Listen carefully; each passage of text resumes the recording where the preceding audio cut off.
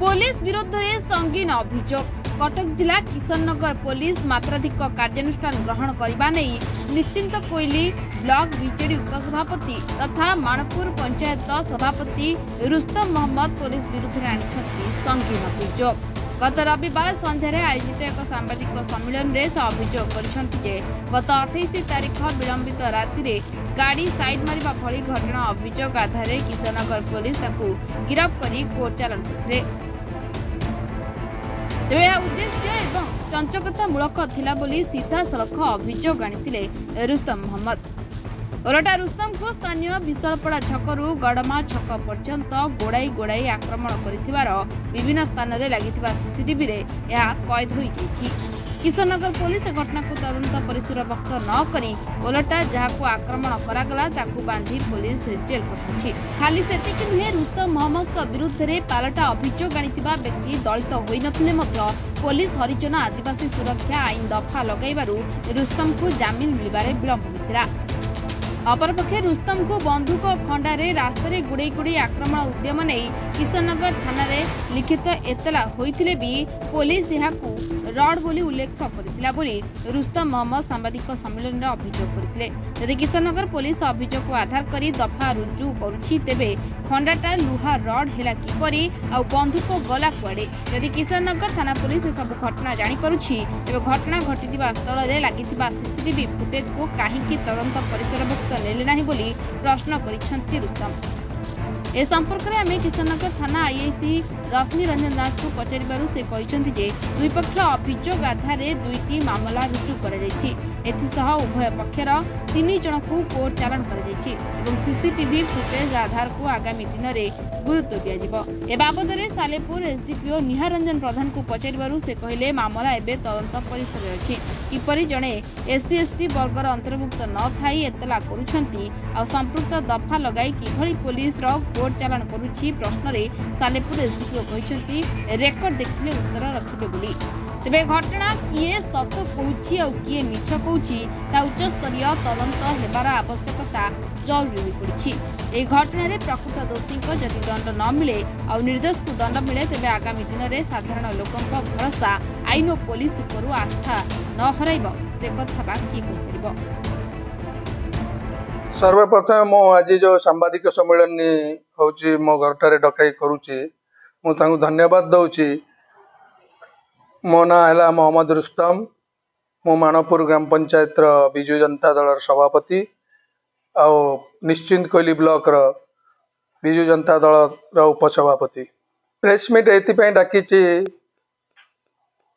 कि गत 28 तारिख दिन आम भोजी खाइबाई कि बंधु मान सहित आम सालेपुर जाई प्राय रात्र 11:45 रु 12टा सुधा किशननगर थाना पटे फेरुथिबा समय रे विशालपड़ा छकटे आमको जो प्रकार अतर्कित भाव मारात्मक घटना घटाइबाई जो युवक मैंने उद्यम करते बंदूक खंडा धरी सेठू आम जीवन विकल पलि आसवा समय रे नमाज पड़िया टावर छकटे आउ एक बाइक रखी रोड उपरे गोटे पटे ठेंगा धरी आउ एक पटे रड धरी जो प्रकार आमको मारात्मक आक्रमण करते मो गाड़ी टी संपूर्ण भाव भांगी भंगी चुरमार करदे तापर भी मो जीवन बंचाइवाई घर पर्यंत आसी पहुँची जाइली। आक्रमणकारी मो पछे पछे गोड़ाई आसी मो घर पर्यंत भी आसी मते आक्रमण करने चेष्टा करते। एसबू बाटर जिते प्रकार सीसी कैमेरा अच्छी सबू कैद हो रही किंतु किशननगर थानार अधिकारी एसबू को फुटेज को न नहीं उद्देश्यमूलक भाव मते से दिन थाना को डकाई मु निजे किंतु से दिन आईआईसी को फोन द्वारा जनाई कि मो प्रति एपरी कार्यक्रम होची मो घर पाखे ना मु जाई 10 मिनट रे पहुँचुची आसी पहुँचला परे से माने तांको 2 जन को नेबा सहित मते भी गाड़ी रे उठाई नेले मते रात्रि सारा थाना रे अटकाई रखी सकाळे मते 29 तारिख दिन सकाळे मते कोर्ट को पठाई थिले।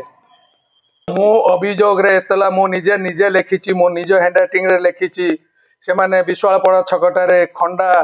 एवं बंदूक धरी मते आक्रमण करने चेष्टा करते किंतु मो एतला कॉपी पाइला परे मु देखे तो खंडाटा को काटिकी रड करा बंदूकटा को संपूर्ण कटा या रश्मि रंजन दास निजे निज हस्तरे करिसेंती थाना रे मो उपस्थिति रे या करिसेंती तापरे आईआईसी जो मोर एतला ग्रहण करचंती तापरे मोर मो अपर पक्ष जो एतला ग्रहण करी मो विरुद्ध जो कार्यानुष्ठान SC/ST एक्ट लगेइचंती से जनक SC/ST न होइतिबा बेले किंतु तांको एतला को भित्ति करी मते SC/ST एक्ट लगे कोर्ट चालान करथिले एटा उद्देश्यमूलक भावे रश्मि रंजन दास करिचंती मते किबळी भावे मोर बेल नामंजूर हबो मो जेल को जीवा पई या व्यवस्था से करथिले उद्देश्यमूलक भावे ये केस रे मुनु साधारण लोक भी चाहूचंती विभिन्न जगार सीसी कैमेरा फुटेज जांच करा जाऊ आउ ए केस रे सत्यासत्य कौन अच्छी पब्लिक का सामना को अणा जाऊ आउ ए केस रे जो पुलिस ऑफिसर माने मो प्रति ये असामान्य कार्य करिसेंती तांका विरुद्ध रे दृढ़ कार्यानुष्ठान ग्रहण करिया पई मो आपनक निकट रे निवेदन करूछ। सालेपुर ज्योत्स्ना रानी सिंह रिपोर्टर्स डे।